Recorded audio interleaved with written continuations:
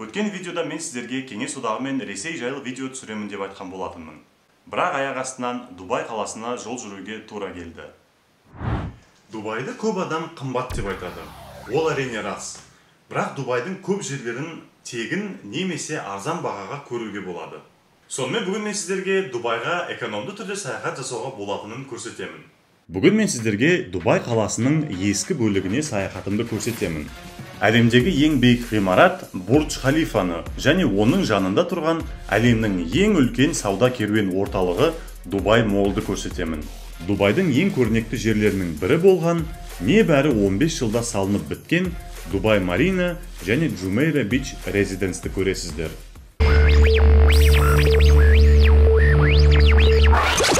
Негізі Дубайға келу үшін PCR тестті міндетті түрде тапсыру керек. Бірақ өздеріңіз де алдын ала интернеттен тексеріп көріңіздер. Керек болмаған жағдайда Қазбек керек деп айтты деп ақшаларыңызды жаратып жүрмеңіздер. Қазақстаннан Дубайға бару үшін виза керек емес. Сондықтан бірден билет ала беруге болады. Менің ұшақпен барып қайту жолым шамамен $400 шықты. Сонымен паспортымды алып, ұшаққа отырып жолға шықтым. Билетім Стамбул қаласы арқылы болды. Ол қала сіздерді қызықтырса, мына видеоны көрсеңіздер болады. Сонымен таңғы сағат 3-те Дубай қаласына жеттім. Мен келдім. Мына Дубайда қазір немді ковид тестімді тексереді. Сосын мына жақта үлкен бір линия бар. Очередь. Сонымен өздері тағы бір ковид тест алады. Сосын барып багажымды алып қалаға қарай кіргізеді. Адам көп. Бір сағаттай тұрдық. Дубайда қазір ковидке өте қатты көңіл бөлуде. Сіз әкелген ПЦР тестті тексереді. Бірақ сіз келген бетте сізден тағы да бір ковид тест өздері алады. Оны сіздің ағзаңызда вирустың жоқ екеніне тағы да өздерінің көздерін жеткізбекші. Ол әрине сіздер үшін тегін болады. Әуежайдан шығып, дереу қонақ үйге кеттім. Әуежайдан сізді ешкім күтіп алмаса, қонақ үйге таксимен немесе метромен баруға болады. Бірақ метро түнде істемейді. Ал менің ұшағым түнде болғасын, мен такси жалдадым. Қазір шықтым, енді мынау таксилер тұр, таксистеп қонақ үйге барам. Такси бірақ түнде келсеңіздер қымбат. Посадканың өзі 25 дирхам, ол деген беті 2700 теңгедей болады. Сондықтан шыққасын осындай очередь болады таксиде. Такси бағасы Дубайда өте қымбат. Күндіз бординг немесе жай ғана таксиге отыру 5 дирхам. Және әрі қарай таксометр әр шақырым үшін ақша алады.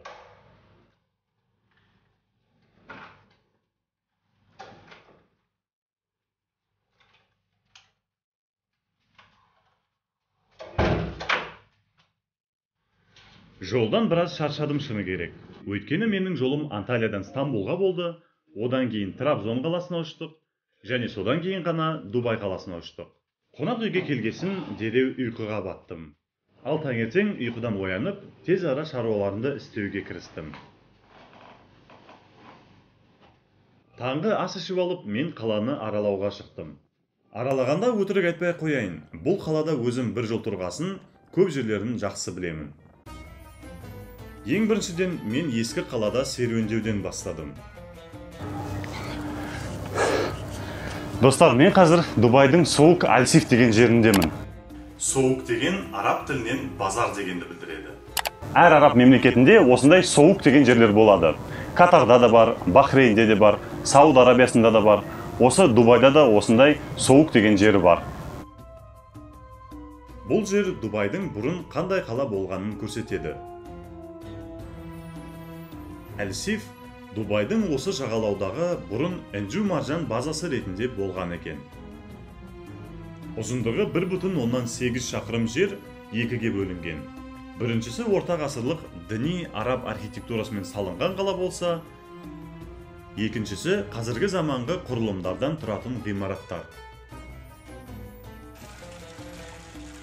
Бұл жердің атмосферасын сезіну үшін, жаяу жүргіншілер үшін ыңғайлы Әл-Фахиди тарихи жеріне мәдени саяхатқа шығып, оның сүйкімді серуендеу жолдарын, теңіз айлағын, асханалық бульвар мен алаңын жаяу зерттеу керек.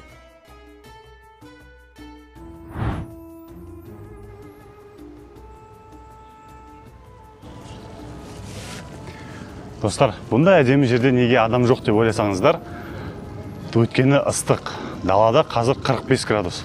Сағат қазір түскі 2. Сондықтан мен және мына жақтағы күзетшілерден басқа ешқандай адам жоқ.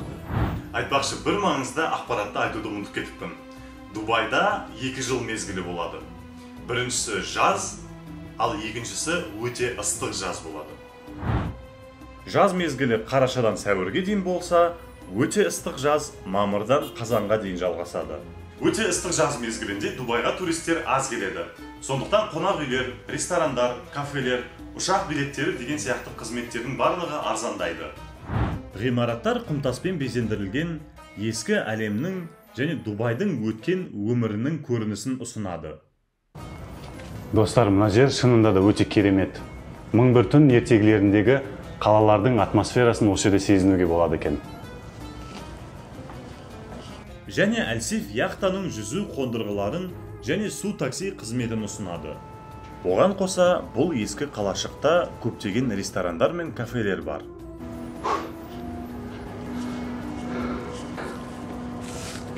Достар, Дубай әкімшілігіне шексіз алғысымды білдіргім келеді. Себебі тапа-тал түсте ыстықтың астында жүрмесін деп, осындай шатырлар істеп қойған.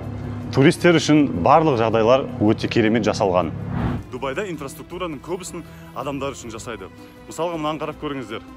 Мына метро станциясынан ана жердегі баратын бір не бар? Кеме тұрағы бар. Өзеннің ары бетіне өту үшін. Соған баратын жолда мынандай күннің астында жүрмес үшін осындай жол істеп қойған. Өте керемет нәрсе негізі. Сондықтан Дубайға респект. Достар, Samsung компаниясының 17 ғасырда Дубайда ашылған білдіңіздер ме? Міне қараңыздар.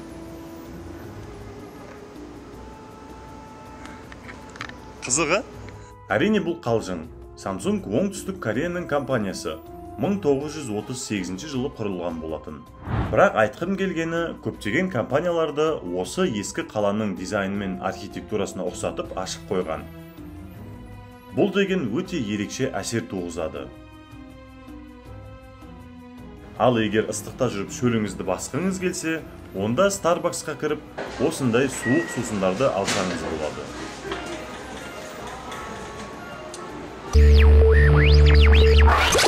Ал достар, мен Дубай молға келдім. Бұл мол әлемдегі ең үлкен мол болып есептеледі. Көлемі 1.207.000 шаршы километрді ғимарат 50 футбол алаңына тең екен. Дубай мол 20 миллиард долларға салынған Бурдж Халифа ғимаратының жалғасқан бөлігі. Молдың ішінде 1200-ге жуық дүкендер мен бутиктер бар. Дубай мол 2011 жылы 54 миллион адам қабылдап, әлемнің сол жылғы ең көп адам қабылдаған ғимараты болды. Ал 2019 жылы Дубай мол 84 миллион адам қабылдаған екен. Мол ішінде көптеген люкс классының Gucci, Dolce Gabbana сияқты бутиктері бар. Су асты хайуанаттар бағы мен Дубай аквариумы бар. Apple Store бар. Және футбол командаларының ресми дүкендері бар. Әлемнің көптеген ең керемет деген дастархандарын көрсеткен мейрамханалар мен кафелер бар. Мысалы, әлемге әйгілі болған түрік аспазы Бурак Чизен мейрамханасы және Америка құрама штаттарының ең танымал стейкхаустарының бірі Texas Roadhouse деген сияқты ресторандар бар. Дубай молды бір күнде аралап біту мүмкін емес. Сондықтан серуендеуге дайын болып барыңыздар. Молға қаланың кез келген жерінен баруға болады. Бірақ ең қолайлы жол болып метро табылады. Дубай үкіметі туристердің жағдайын жасап, ыстықта жүрмесін деп, метро станциясынан молға дейін өте ұзын туннель жолын құрастырған.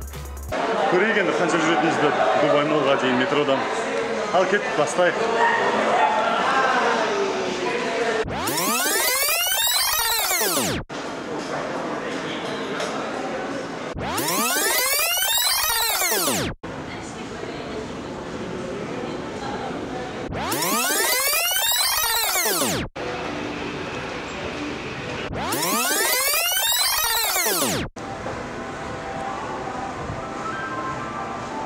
Сонымен толық 7 минут жүрдік метро станциядан молға дейін.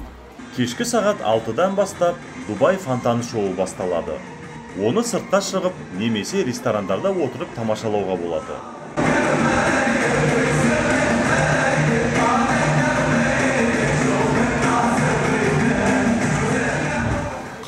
шықты, тамақ жейтін уақыт келді.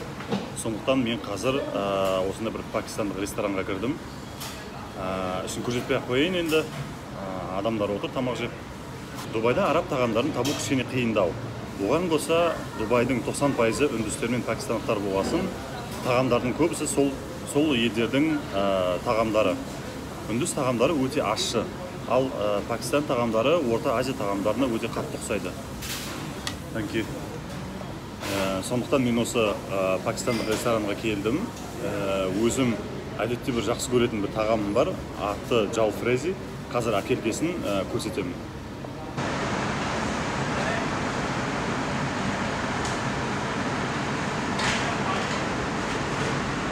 Міне Пакистан тағамдарын осындай тандырға піскен нанды етпен араласқан соусқа батырып жейді.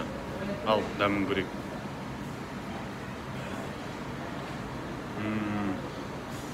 Керемет, күшті. Ас болсын. Бурдж Халифа, яғни аудармасы Халиф ғимараты, 2009 жылдан бері әлемдегі ең биік ғимарат болып саналады. Оның биіктігі 829,8 метр екен. Сонымен мен қазір әлемдегі ең биік ғимарат Бурдж Халифаның алдында тұрмын.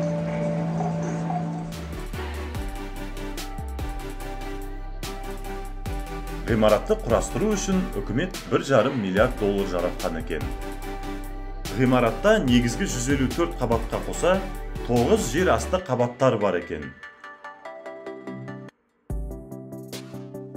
Небәрі 5 жылдың ішінде биіктігі 830 метрлік ғимарат салынған екен. Ғимараттың ішінде мейрамханалар, қонақ үйлер, резиденциялар және қалаға көрінісі бар жерлер орналасқан. Туристерге ғимараттың 124 және 125 қабаттарына көтеріліп, қаланың көрінісін тамашалауға болады. Билет бағасы әркезде әрқалай, бірақ орташа есеппен адам басына 150 дирхам немесе 16.000 теңге тұрады. Бірақ бұл ғимарат тек қана әзірше ең биік болып тұр. Себебі 2013 жылы Сауд Арабиясының Джидда қаласында Бурдж Халифадан биік болатын Джидда Тауэр ғимаратының құрылысын бастады. Оның биіктігі 1 километр болады екен. Бірақ ол ғимаратты 2018 жылы қаржы дағдарыс салдарынан уақытша тоқтатуға мәжбүр болды. Ал енді оны естіген Біріккен Араб Әмірліктерінің басшылары одан да асып кетіп, әлемнің биіктігі бойынша абсолютті рекордсмен болатын Крик Харбор Тауэр ғимаратын салып бастады. Оның құрылысын 2023 жылға қарай бітірмек жоспарлары бар екен. Негізі Дубайдың көп жерлерінде қазір құрылыс болып жатыр. Қай жерге барсаң да крандармен құрылыс жүріп жатады. Сондай бір көшелердің бойында келе жатсам, мынадай бір көрініске тап болдым.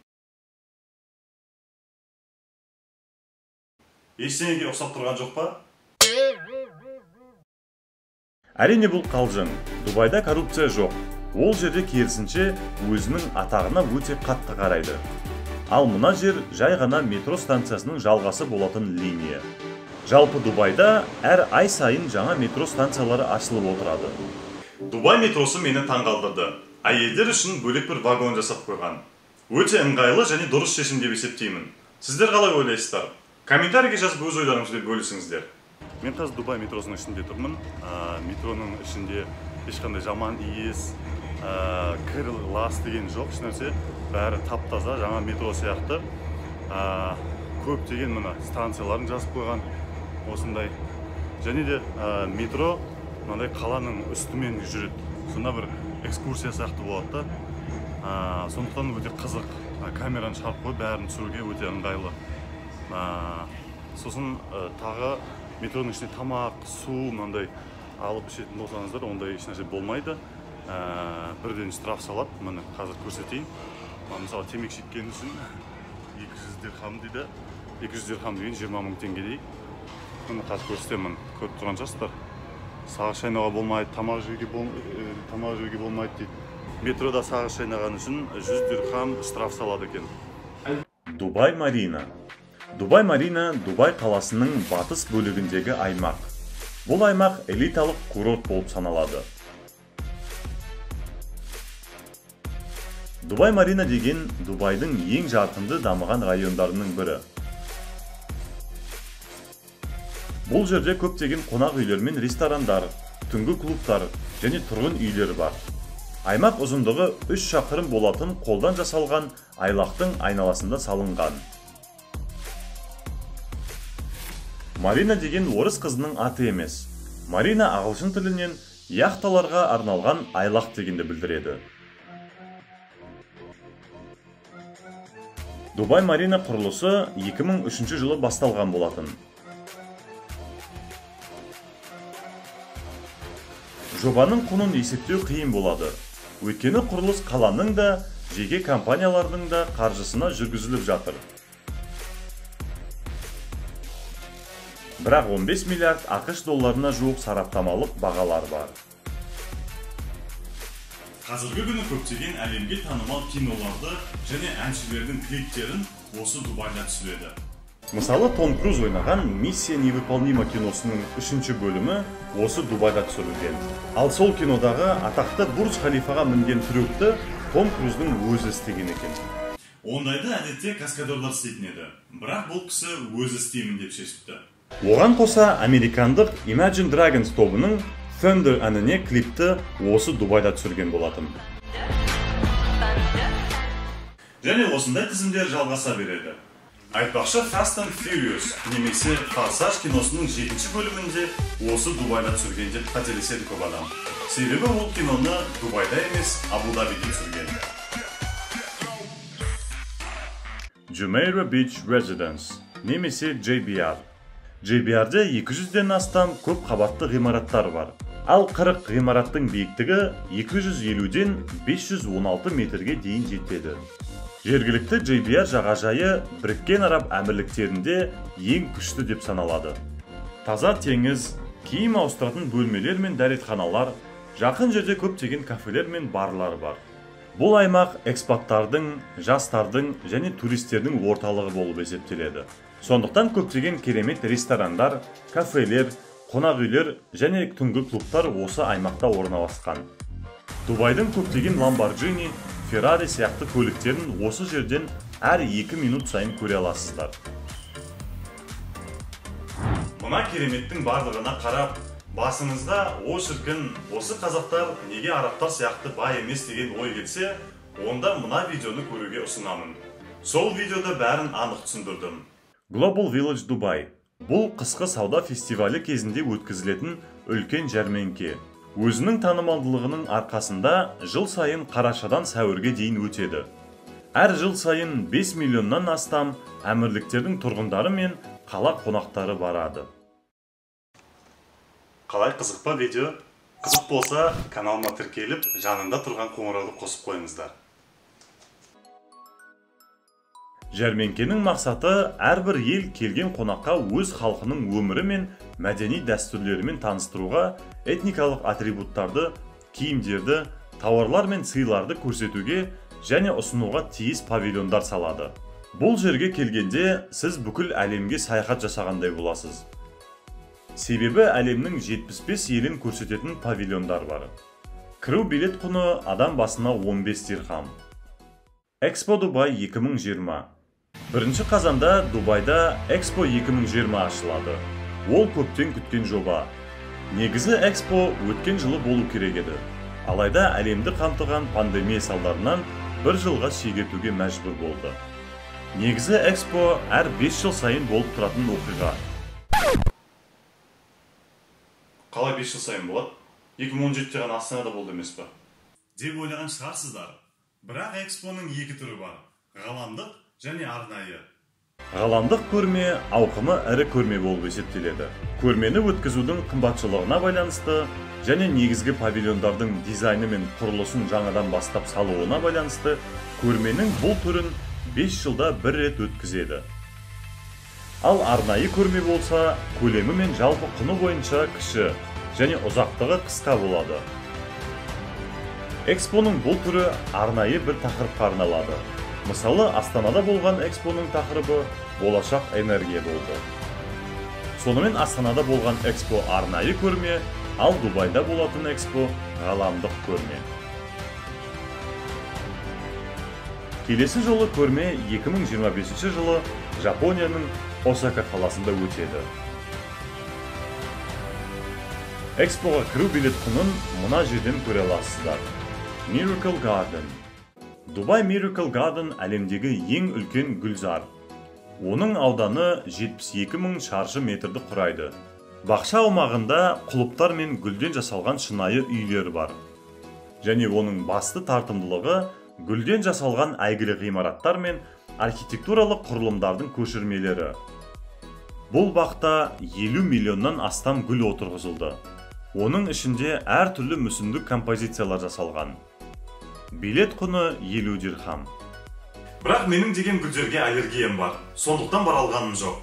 Ал сіздер міндетті түрде барып көріңіздер. Пальма Джумейра. Әлем картасына кіріп, Дубай деп жазсаңыз, осы пальманы көруге болады. Дубайдағы Пальма Джумейра құрма пальмасы түрінде жасалған жасанды аралдар. Қазіргі зәулім сәулет өнерінің нағыз керемет бір көрсеткіші. Мұнда сәнді жеке виллалар, қымбат жылжымайтын мүлік, сауда орталықтары, ойын-сауық аймақтары, қонақ үйлер мен жағажайлар және басқа да туристік орындар орналасқан. Аралдың құрылысы 2001 жылы басталып, 2006 жылы біткен болатын. Аралдың құрылысына 14 миллиард доллар жұмсаған екен. Айтпақшы, бұл пальма жалғыз емес. Дубай үкіметі одан да үлкен болған Джебел Али пальмасын құрастырды. Бірақ ол әзірше бос болып жатыр. Саяхатымның соңғы күні мен Дубайдағы Атлантис комплексінің ішінде орналасқан Аквавенчурге бардым. Аквавенчур деген көптеген слайдтары мен аттракциондары бар үлкен көп функционалды аквапарк. Шынымды айтсам, бұл мен көрген ең қорқынышты слайдтар бар аквапарк. Мысалы, мынаны қараңыз, мынадай пирамиданың төбесінен осылай түседі. Өте қорқынышты. Аквапаркке кіру билет құны әр кезде әрқалай. Дубай тұрғындары үшін 50% дисконт бар. Менің Біріккен Араб Әмірліктерінің куәлігі болғасын, маған да сол дисконтты беріп, билетті 170 дирхамға алдым. Бірақ туристер үшін билет құны 320 дирхам. Сонымен 3 күн қыдырып, біраз шаршағасын, үйге қайтайын деп Дубайдағы саяхатымды аяқтадым. Әрине, Дубайда көретін жерлер өте көп, және оның бәрін бір видеоға сыйғызуға болмайды. Осымен Дубай қаласы жайлы видеоның соңына жеттік. Бұл видео сізге ұнаса, лайк басып қойыңыздар. Қай жер сізді таңғалдырды және қай жеріне барғыңыз келетін еді? Комментарийге жазып, өз ойларыңызбен бөлісіңіздер. Құрметті көрермен, егер сізге әлем тану тақырыбы қызықты болса, онда менің каналыма тіркеліп, жанымда тұрған қоңырауды қосып қойыңыздар. Сонда мен жаңа видео шығарған кезде сіздер бірінші болып көре аласыздар. Ал сіздермен болған мен Қазыбек, келесі кездескенше.